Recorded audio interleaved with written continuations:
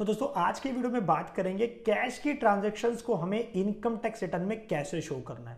Basically आप जो cash deposit कर रहे हैं अपने अकाउंट में और जो कैश विड्रॉल कर रहे हैं उसको आप अपनी आईटीआर में इनकम टैक्स रिटर्न फाइलिंग के टाइम पे कहां दिख। दोस्तों वीडियो होने वाली है बहुत ज्यादा इंपॉर्टेंट और आपसे हमेशा रिक्वेस्ट करता हूं कि प्लीज वीडियोस को प्यार दें, लाइक करें, ज्यादा से ज्यादा शेयर करें, क्योंकि दोस्तों अगर आप जितना ज्यादा वीडियोस को लाइक और शेयर करेंगे उतना हमें मोटिवेशन मिलता है कि हम आपके लिए और अच्छी वीडियोस बनाएं।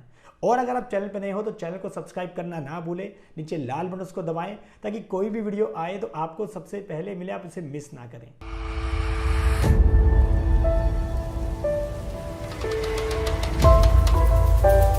नमस्कार, मैं दीपक बैसला आपका स्वागत करता हूं हमारे YouTube चैनल पर। और अगर आपने अभी तक हमारा टेलीग्राम चैनल ज्वाइन नहीं करा है, लिंक मैंने डिस्क्रिप्शन में डाल दिया है, क्लिक करें, ज्वाइन करें, क्योंकि वहां आपको मिलेगी सारी अपडेट फाइनेंस और टैक्सेशन से रिलेटेड। तो गाइस हो सकता है आपका फेवरेट टॉपिक हो आज की वीडियो में, इसलिए आपसे हमेशा कहता हूं कि वीडियो को आप पूरा देखें।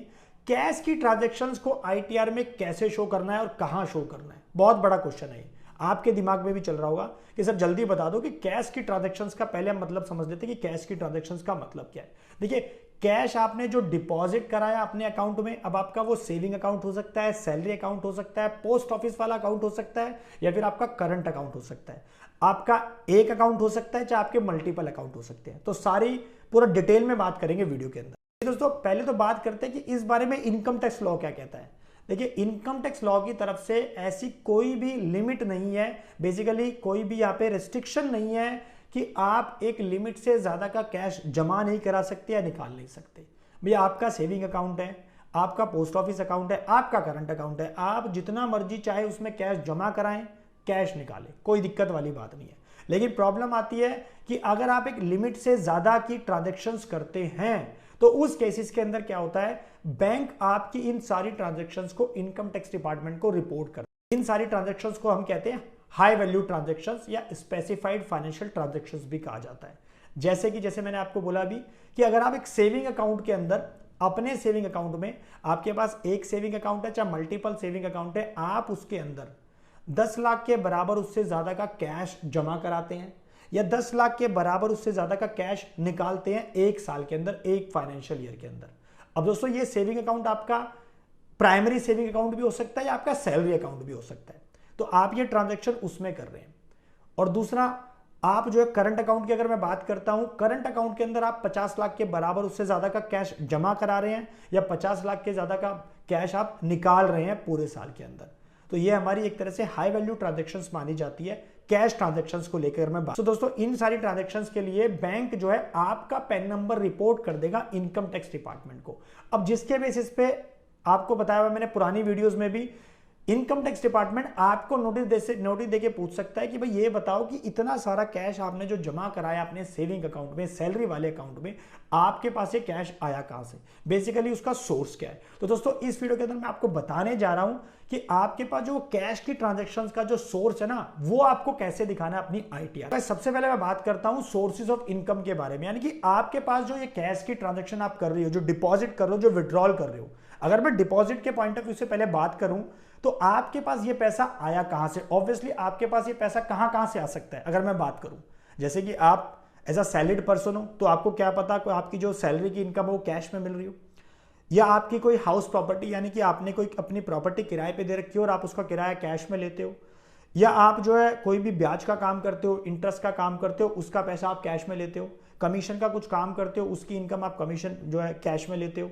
या आप कोई प्रॉपर्टी आपने कोई बेच दी और उसका मोटा आपने जो कैश था वो आपने कैश रिसीव कर लिया और उसको उठा के आपने कैश बैंक अकाउंट के अंदर जमा करा दिया।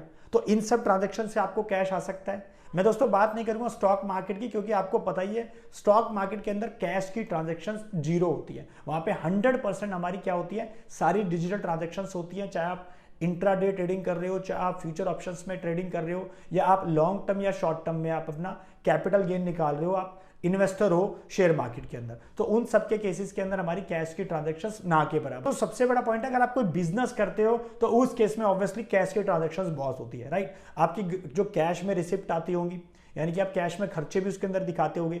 अब ये सब चीजें दोस्तों आपकी किन किन केसेस में एप्लीकेबल है पूरा डिटेल में समझेंगे। तो पहले बात करता हूं मैं कि कैश आपके पास आया सैलरी वाले केस में, आपके पास सैलरी की जो इनकम है कैश में आई 20,000 25,000 रुपए महीना, जो भी as per income tax law के हिसाब से दोस्तों लिमिट है पूरी डिफाइन है दोस्तों कि कितना कितना आप कैश में ट्रांजेक्शन कर सकते हो, एक पर्सन कितना लेन देन कर सकता है। मैंने इसके लिए दोस्तों ये वीडियो बना रखी है पूरी डिटेल में, आप वीडियो रेफर कर सकते हैं, लिंक मैंने डिस्क्रिप्शन में डाल दिया है। लेकिन जैसे मान लो आपने कोई 20,000 रुपये कैश ले लिया अपनी सैलरी का, 25,000 रुपये ले लिया, तो अकॉर्डिंगली आप 20,000 रुपये महीने के हिसाब से 2,40,000 की सैलरी आती है, उसको अपनी आईटीआर में दिखा सकते हो। या आप कोई रेंटल इनकम, जैसे मैंने बताया आप प्रॉपर्टी का कोई काम कर रहे हो, आपका 5,000 रुपये 10,000 रुपये किराया, तो उसको आप अपनी रेंटल इनकम के अंदर दिखा सकते हो, कोई इशू वाली बात नहीं है। आप कोई ब्याज का काम करते हो, 10,000 15,000 20,000 रुपये महीने का कोई ब्याज का काम करते हो, आप उसको अपनी आईटीआर में दिखा सकते हो, और दिखाना चाहिए। मेरा दोस्तों कहने का मतलब ये है, दिखा सकते हो इन द सेंस आपको उसको प्रॉपर शो करना चाहिए जो भी आपकी एक्चुअल में इनकम है, चाहे वो कैश में हो चाहे वो काइंड में हो, राइट। या मतलब आप डिजिटल मोड से ले रहे हो। तो कैश की ट्रांजैक्शंस को लेके मेरा मोटिव दोस्तों बताने का वीडियो ये था क्या कि लोगों को अवेयरनेस हो, लोगों को पता नहीं, लोग इस चीज काफी घबरा रहे हैं कि सर कैश की ट्रांजैक्शंस तो हम कर रहे हैं, उनको दिखाए कैसे आईटीआर प्रॉपर वे में और प्रॉपर लिमिट के अंदर। ध्यान रहे आप जितना रिसीव कर रहे हो एक लिमिट के अंदर, क्योंकि जैसे मैंने बताया अगर आप एक लिमिट से ज्यादा की ट्रांजेक्शन करते हो तो इनकम टैक्स लॉ के हिसाब से लेने वाले के ऊपर 100% पेनल्टी लगती है। तो इस चीज का ध्यान रखिए। और इवन आपने कोई प्रॉपर्टी बेच दी, जैसे होता है ना रियल एस्टेट के बिजनेस के अंदर दोस्तों, काफी सारे केसेस में क्या होता है कि इंडिया के अंदर ज्यादातर कि कैश की ज्यादा ट्रांजैक्शन रियल एस्टेट बिजनेस में होती है। भाई 1 करोड़ की प्रॉपर्टी थी, 80 लाख रुपए 70 लाख रुपए के ऑनलाइन पेमेंट कर दी डिजिटल, और बाकी 20-30 लाख का कैश ले लिया। तो वहां पे वो क्या करते हैं पर्सन, वो उठा के सीधा बैंक में जमा करा दिया। तो आपको पहली बात तो कैश की ट्रांजैक्शंस करनी नहीं है इनकम टैक्स लॉ के हिसाब से, और अगर करनी है दोस्तों तो आपको लिमिट का जरूर ध्यान रखना है। और अगर आपने वो अकाउंट में जमा करा दिया तो 100% चांस है कि आपको इनकम टैक्स का नोटिस जरूर आ सकता है। सो अगर मैं इन नटसेल बात करूं कि अगर मेरे पास जो कैश आई है, जो मेरी इनकम, उसको मैं अपनी salary, house property, other source की इनकम में दिखाना चाहूं तो दिखा सकता हूं। ट्यूशन इनकम अगर आप ले रहे हो, आप ट्यूशन पढ़ाते हो, 10,000 15,000 रुपए महीना कमा रहे हो, तो आप कैश में दिखा सकते हो, उसमें कोई दिक्कत वाली बात नहीं। अब अगर हम बात करते हैं दोस्तों बिजनेस की, जो कि सबसे ज्यादा इंपॉर्टेंट पॉइंट हो सकता है आपके लिए, कि अगर आप कोई बिजनेस कर रहे हैं, और ऑब्वियसली बिजनेस के अंदर दोस्तों कैश की ट्रांजैक्शंस ज्यादा होती हैं, राइट। कैश का आना और कैश का जाना जो है बहुत ज्यादा मात्रा में होता है।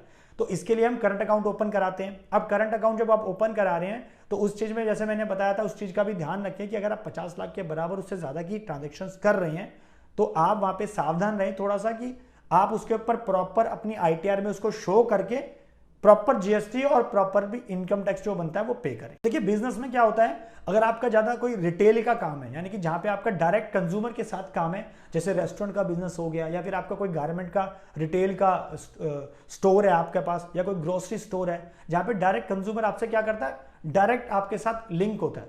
यहाँ पे B2C की ट्रांजेक्शन आप कर रहे हो अपने बिजनेस में, आप जो बिजनेस कर रहे हो उसमें क्या है, कंज्यूमर डायरेक्ट आपके साथ लिंक है और वो आपसे माल डायरेक्ट लेता है और कैश देता है। जैसे रेस्टोरेंट का मैंने एग्जांपल दिया, रिटेल स्टोर का मैंने एग्जांपल दिया। तो वहां पे रेस्टोरेंट में क्या है, पर्सन जाता है, खाना खाता है, काउंटर पे जाके या तो ऑनलाइन पेमेंट करेगा या कैश करेगा। तो उन सारे बिजनेसेस के अंदर जहां पे रिटेल कस्टमर्स ज्यादा है दोस्तों, जहां पे B2C का काम ज्यादा है, वहां पे चांसेस है कि कैश वहां पे ज्यादा रहेगा। तो अगर कैश ज्यादा रहेगा तो आपको किन बातों का ध्यान रखना है, आपको एक तो अपनी टर्नओवर का ध्यान रखना है कि अगर आप मेरे पास टर्नओवर आ रही है तो क्या मैंने अपने आप को जीएसटी में रजिस्टर्ड करा हुआ है कि नहीं करा हुआ है।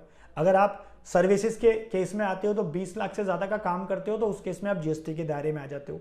ऐसे ही अगर आप कोई अदर, जैसे मैंने बताया रिटेल का स्टोर का काम करते हो, यानी कि आप कोई गुड्स वगैरह प्रोडक्ट वगैरह बेचते हो, उस केस में 40 लाख की लिमिट रखी गई है जीएसटी के हिसाब से। 40 लाख से ज्यादा का काम करते हो तो वहां पे आपको जीएसटी नंबर लेना पड़ेगा। सो ऐसे अगर आप इन सब में कैश की ट्रांजैक्शन कर रहे हो इन बिजनेसेस के अंदर, तो आप proper books of account maintain करो, प्रॉपर कैश बुक मेंटेन करो, या जो आजकल ऑनलाइन सॉफ्टवेयर्स बहुत है दोस्तों, आप उनमें आराम से अपना कैश की जो ट्रांजैक्शंस को मेंटेन कर सकते हो।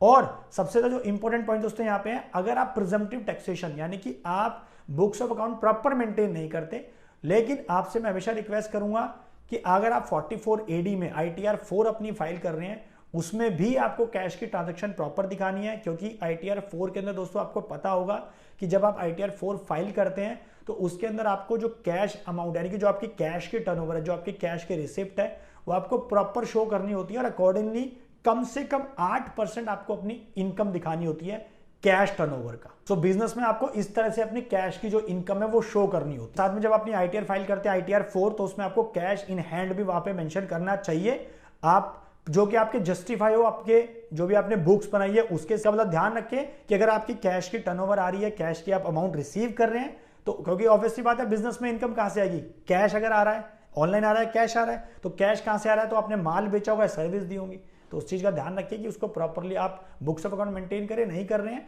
तो cash to at least cash day book आप मेंटेन करें और प्रॉपरली जीएसटी और इनकम टैक्स उसके ऊपर कैलकुलेट करके गवर्नमेंट को पे। ये तो मैंने बताई डिपॉजिट एज अ इनकम की बात, लेकिन विड्रॉल की बात करते हैं। विड्रॉल भी जैसे मैंने बताया कि एक लिमिट से ज्यादा का विड्रॉल करते हैं तो उनको भी हाई वैल्यू ट्रांजेक्शन्स बोला जाता है, जो कि बैंक रिपोर्ट करता है इनकम टैक्स डिपार्टमेंट। तो पहले बात करता हूं, अगर आपकी सैलरी की इनकम है मान लो, तो आप कैश निकाल रहे हो, निकाल सकते हो, आपको उस कैश निकालने को कहीं पे भी रिपोर्ट नहीं करना है, लेकिन एक लिमिट से ज्यादा हमेशा ध्यान दें, वरना वो आपका हाई वैल्यू में ट्रांजैक्शन में चला जाएगा अगर 10 लाख के बराबर से ज्यादा का कैश निकालते हो।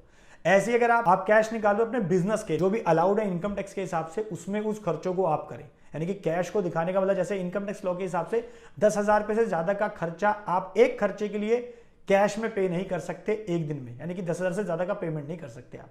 तो इसीलिए आप ध्यान रखें कि जो आप विड्रॉल कर रहे हैं उनको एक स्पेसिफाइड लिमिट जो इनकम टैक्स लॉ के हिसाब से उसी में दिखाएं और उसी में खर्चा। तो गाइस इस वीडियो में मैंने आपको बताया कि कैश की ट्रांजैक्शंस को आपको कैसे दिखाना है। अगर मैं नटसेल बात करूं, देखिए बिजनेस का, अगर आप बिजनेस कर रहे हैं तो आपकी कैश की ट्रांजैक्शंस को आपको टर्नओवर में दिखाना पड़ेगा। कैश आ रहा है, डिपॉजिट हो रहा है, जा रहा है, तो आप उसको खर्चों में दिखा सकते हैं properly books of account maintain करने के बाद।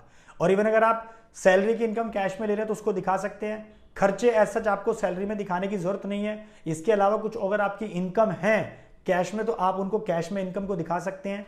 सैलरी के अलावा मान लो रेंटल इनकम वगैरह तो वो भी आप शो कर सकते हैं। और कैश के खर्चे जो भी एलिजिबल खर्चे हैं उनको क्लेम कर सकते हैं इनकम टैक्स लॉ। सो आशा करता हूं वीडियो आपको पसंद होगी, और अगर आपको इस वीडियो से कुछ भी क्वेरी, कुछ भी सजेशन है तो आप नीचे कमेंट बॉक्स में डाल सकते हैं। हमारी टीम आप तक पहुंचकर इसका रिप्लाई करेगी। और दोस्तों इस वीडियो में आपको कुछ ना कुछ सोल्यूशन प्रोवाइड किया होगा। इसे दोस्तों वीडियो को लाइक करें, शेयर करें और चैनल को सब्सक्राइब करना ना भूलें। नीचे लाल बटन को दबाएं ताकि ऐसी वीडियो आपको टाइम पे मिलती रहे। Thank you.